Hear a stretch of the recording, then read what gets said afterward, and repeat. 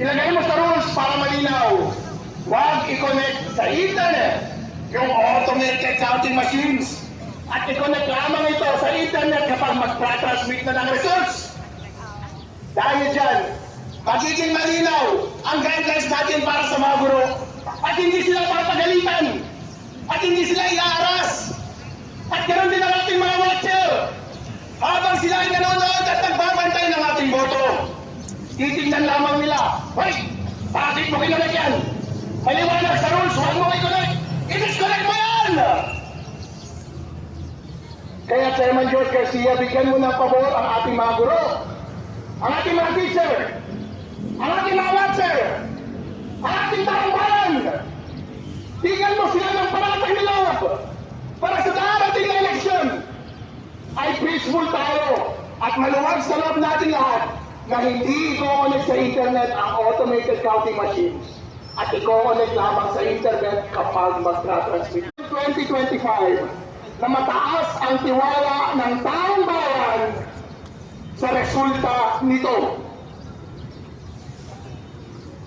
Nagmamakaawa po ang mamayan. Ito ang kanilang demokrasya. Ito lamang ang tanging panahon na sila ay maririnig para ilagay sa pwesto ang mga taong gusto nilang mamuno. Gusto niyo pa rin po bang ipagkait ito sa kanila?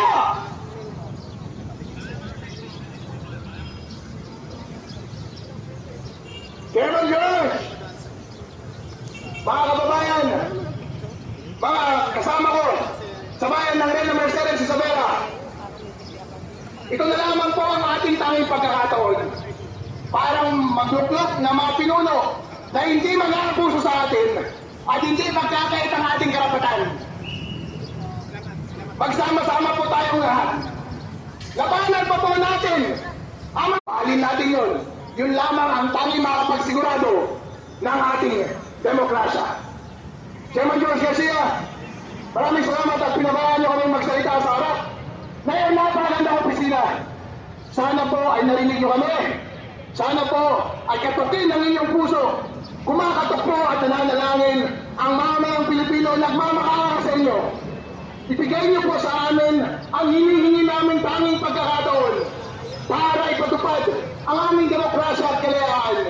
Liwanagin po ninyo sa inyong rules sana explicit na huwag i-connect sa internet yung makina sa araw ng eleksyon na i-connect na lamang kapag magtra-transmit na sa COMELEC servers. Maraming salamat po, Chairman George. I love you.